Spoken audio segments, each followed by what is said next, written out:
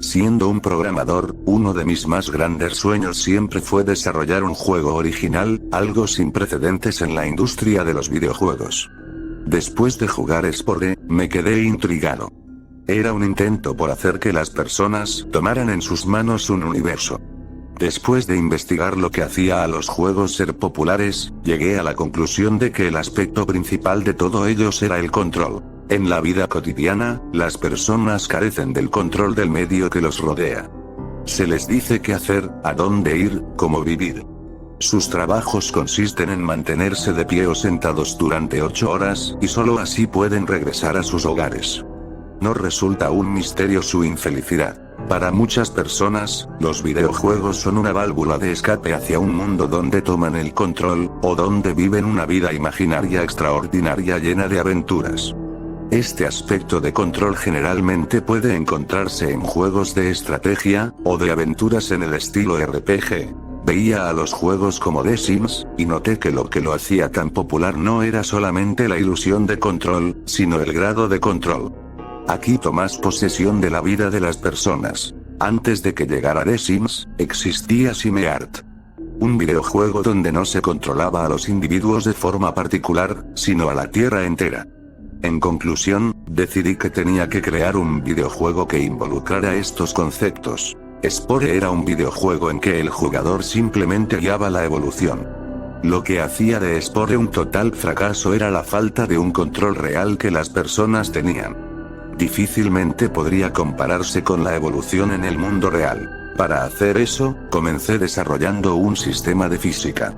Conozco poco de la física, pero decidí meterme a fondo y crear una versión simplificada donde ciertas partículas lograban interactuar de formas específicas.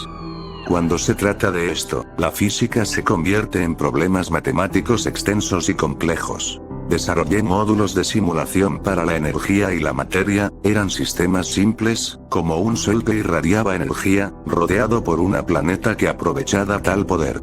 Después decidí crear células básicas desde cero, mismas que estaban codificadas para desarrollarse en el sistema en que fueron diseñadas. Vivían gracias a la energía irradiada desde el sol, y poseían un código genético que codificaba las sustancias que producían. Supongo que podría llamarlas mis eucariontes. Al paso de unos cuantos minutos mi planeta se encontraba rebosante de estas células, que después pasaban a mutar. Las células más eficientes en convertir la energía del sol en sustancias útiles para dividirse, sobrevivirían.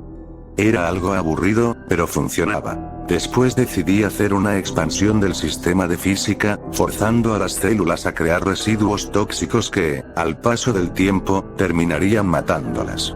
Noté que algunas células respondieron a esto creando menos. Otras respondieron produciendo algo para desechar estos residuos. Sin embargo, otras desarrollaron reacciones químicas para limpiar esos residuos. Y algo más fascinante sucedió después. Ejecutando la simulación durante algunos siglos, algunos minutos en la vida real, algunas células producían cantidades enormes de estos residuos a propósito. Noté que eso provocaba que otras células perecieran. Los primeros predadores habían surgido en mi mundo. Con la llegada de los pequeños predadores, la diversidad en este pequeño mundo simulado creció exponencialmente. La respuesta de algunas células era escapar cuando se encontraban con la toxina. Otras desarrollaron resistencia y algunas de ellas empleaban la toxina para crecer más. Algo interesante sucedía. Las células que huían, solían agruparse con las que aprovechaban las toxinas. Se mantenían en grupo y se ayudaban unas a otras. Eventualmente se unieron entre sí.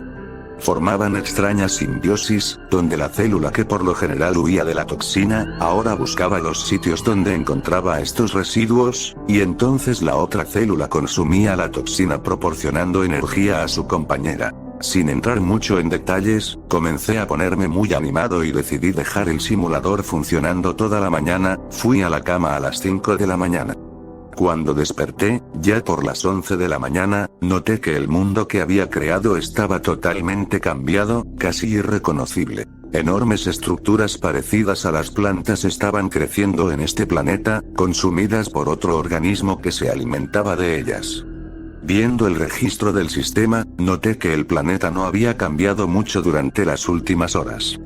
lo que significaba que había llegado nuevamente a la fase de estancamiento, donde la simplicidad de mi simulador impedía que formas de vida más complejas evolucionaran. Expandí el sistema haciendo una división de diferentes tipos de energía, con diferentes longitudes de onda que eran absorbidas a diferentes niveles por diferentes moléculas. Implementé vibraciones en el aire, creé un simulador improvisado de peso, y unas cuantas alteraciones extras. Eso hizo que el simulador funcionara más lento, como es obvio, pero valía la pena el sacrificio de recursos. Me quedé el día entero observando con muchos ánimos el simulador, y jugando con él, pues era un completo vicio. Los organismos complejos empezaron a desarrollarse, las plantas dependían unas de otras, y los depredadores terribles eran atraídos para comerlas. Me divertía bastante, y noté que algunas criaturas desarrollaron un sonido de alerta. Es decir, cuando notaban que algún depredador se aproximaba, emitían un sonido, y otros de la especie huían al interior de pozos que cavaban en la tierra. Otros desarrollaron un sonido de apareamiento. Comencé a divertirme un poco más. Desarrollé una herramienta que me permitía colocar organismos específicos en la Tierra, y colocar mi nombre en ella. Creé 10 meteoritos y los puse en un lugar del planeta para hacer islas, pues quería ver si los animales se desarrollaban de forma diferente en lados contrarios de la isla. Hice una isla en forma de sonrisa con erupciones volcánicas. Cuando me pude dar cuenta, los pájaros ya cantaban en el lugar. Otra vez me había quedado hasta las 5 de la mañana despierto. Me sentí cansado, entonces me acosté a dormir hasta la 1 de la tarde aproximadamente. Cuando volví al simulador me quedé en shock. Grupos diferentes de una misma especie habían construido estructuras de roca. Algunos en forma de sonrisa, otros en forma de mi nombre. No sé por qué hicieron eso, ni cómo. Pero sí pude darme cuenta de que se atacaban entre ellos de vez en cuando. No supe qué hacer con aquello, pero llegué a la conclusión de que los organismos tenían alguna forma de notar que la sonrisa y el nombre que escribí eran especiales. Las peleas me incomodaban, por lo que decidí crear una enorme montaña entre los valles para separar a los dos grupos. En ese punto, cambios drásticos comenzaron a suceder. Mientras había dormido por horas para que las tribus se desarrollaran, ahora el tiempo que me tardaba en ir por un vaso con agua era suficiente para que las tribus y sus viviendas cambiaran por completo. Y siempre estaban en constante crecimiento. Después de cierto tiempo, noté que las criaturas comenzaron a hacer sus propios símbolos en el suelo, ya no se limitaban a copiar los míos. La mayoría de los símbolos parecían aleatorios, pero uno se destacaba. Los organismos habían creado un símbolo que se asemejaba a ellos. Un pequeño círculo con un cuadrado abajo. Dentro del cuadro había un punto, en el centro. El objetivo de este punto era un simbolismo para los órganos visuales de la criatura. Tenían un ojo al frente y otro atrás. En el mismo cuadrado, representaban sus órganos sensoriales y reproductivos. Cerca del círculo, sobre el cuadrado, podía apreciarse algo que parecía una especie de horquilla. Dos de estas horquillas estaban dibujadas en direcciones opuestas. Y cerca de ellas había el dibujo de una sonrisa. Entonces lo comprendí. No estaban intentando comunicarse entre sí. Ellos intentaban comunicar algo allá afuera. Mi intromisión en su mundo hizo que, de alguna forma, comprendieran que algo poderoso estaba detrás de todo, capaz de cambiar su mundo. Pensé para mí mismo si los símbolos como las pirámides o el Stonehenge en mi mundo no serían algo parecido a lo que estaba sucediendo en el juego. Una imploración para que el creador entrara en contacto con ellos. Sin embargo, una cosa resultaba innegable. Esas criaturas tenían conciencia de que algo más existía. Me quedé filosofando algún tiempo. ¿Era mi responsabilidad hacer contacto con algo que ni siquiera era real? ¿O será que las criaturas sí eran reales de una forma diferente? ¿Algo puede ser real por el simple hecho de tener conciencia sobre sí mismo? ¿Debería modificar el simulador para que fueran felices permanentemente? ¿Sería posible hacerlo? No deseaba que mi existencia fuera confirmada, pero ansiaba comunicarme. Decidí programar un profeta. Un organismo que se pareciera a ellos, pero que fuera imposible de demostrar que era diferente. Y sería totalmente controlado por mí. Hice que fuera a ese mundo en un lugar privilegiado, como el hijo del líder. Decidí poner el ejemplo, y seguí enseñando mi lengua a esas criaturas, para que de esa forma pudiera comunicarme con ellas. Como un profeta les enseñé que mi lenguaje era una forma de comunicarse con el superior. Jamás les hice saber si era verdad o no, aunque todavía no decidía si revelarme o no, sería capaz de entenderlos y saber lo que querían decirme. Quizá eso sería posible dentro de algunas generaciones.